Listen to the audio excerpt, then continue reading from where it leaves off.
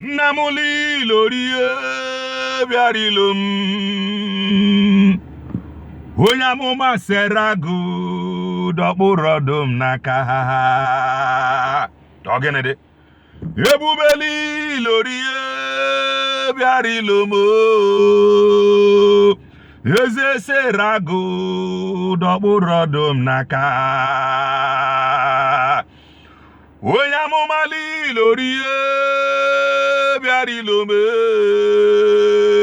Obinigwe serago doburodum naka Ihe muji netogi obuna maram Onye keri igwe agaghị ekwe kiyeremem Ihe mji netogi obuna maram Ogranya ngadanga n'ịgaghị ekwe kiyeremem ịgaghị ekwe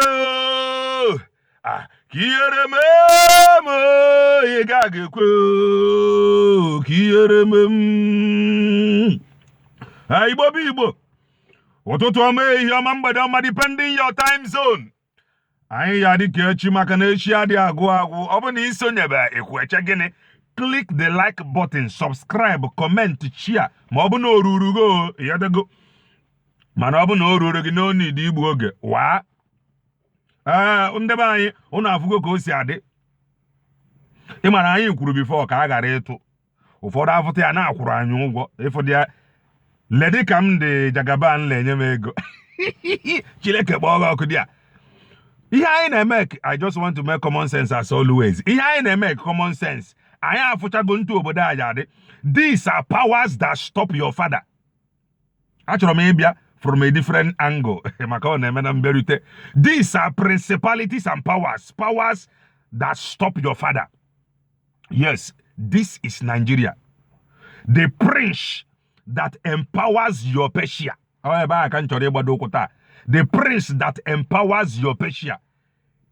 The demon in my area, the demon in my region, they cannot function without the demon from your region. And the demon from your region cannot function very well without the demon from my region. This is Nigeria for you. We are God-loving people. We have prayed. We so much love God. We have prayed. We have fasted. Many are sworn speaking in tongues. Many have went to mountain seeking the face of God towards this election. Manobu mmadụ be ekwensu and ejigokwa mmadụ a be ekwensu wee rụọ ọrụ once again. It happened and they continue to happen. It happened in Imo State. Every Nigeria, we are like, I'm not from Imo State. I am from Anambra. I am from Imo. I am from Enugu. I am from... Just name them.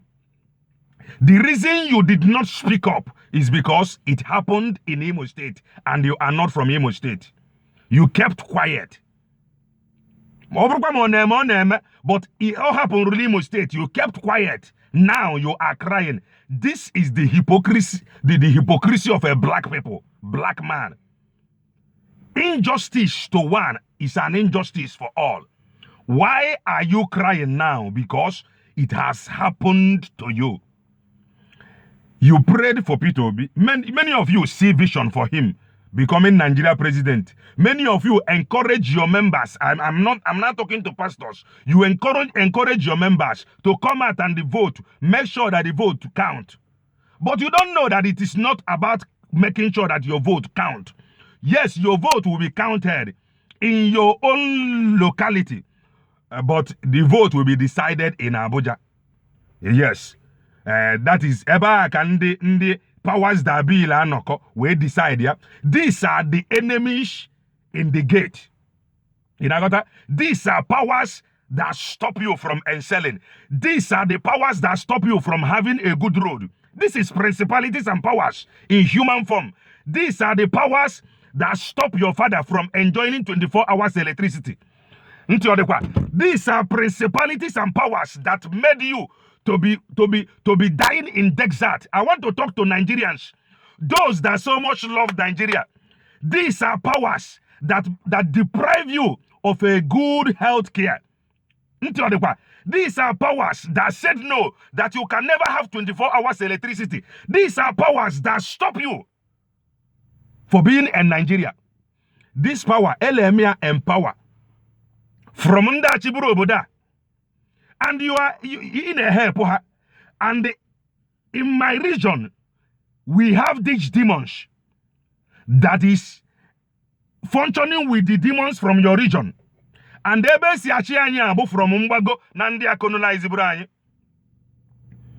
Bible says something, I can quote the Bible, that this kind cannot go out except by prayer and the fasting. Remember, in that passage of Bible was talking about a particular kind.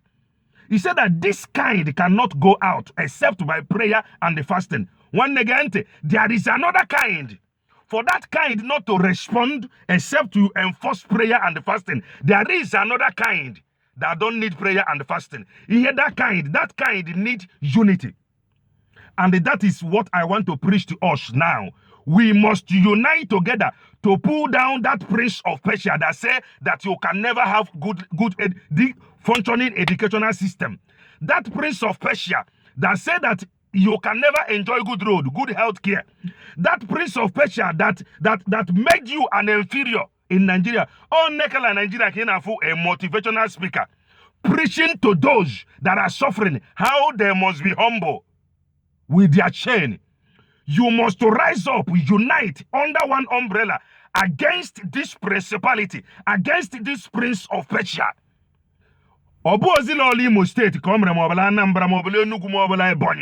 It now happened in Nigeria in presidential election. One Nigeria man walk together. Oh, it breaks my heart. If them believe there is something we can do in New Nigeria. It is not possible. These are prince of Persia. I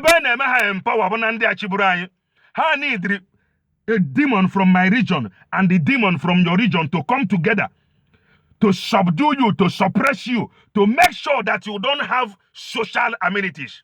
This is your problem. I am not your problem.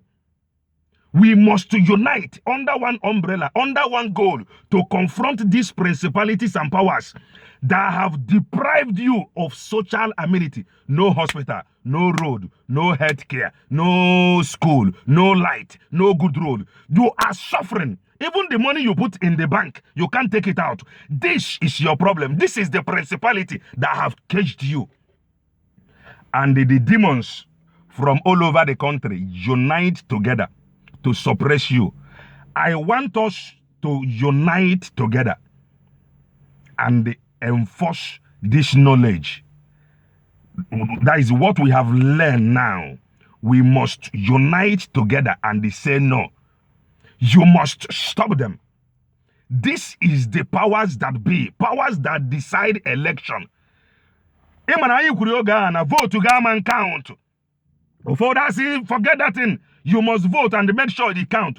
INEC is the principalities and the powers that decide your fate. And it happened. So we must unite together to defend ourselves. But we must tell them, enough is enough. You must get angry. You are suffering. You must get angry. Don't let anybody tell you humility. Useless humility. All in Nigeria can preach about humility. Go abroad and tell them about your useless humility. You must rise up and say enough is enough. Oboda and walk together. Nigeria cannot work as one. It cannot. It can never function. If you continue to keep Nigeria as one, all these demons will be ganging up against you.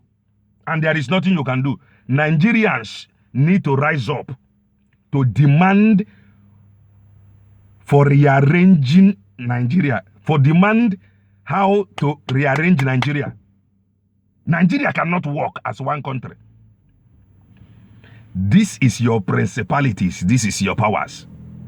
After you suffered under rain, many of you did not even eat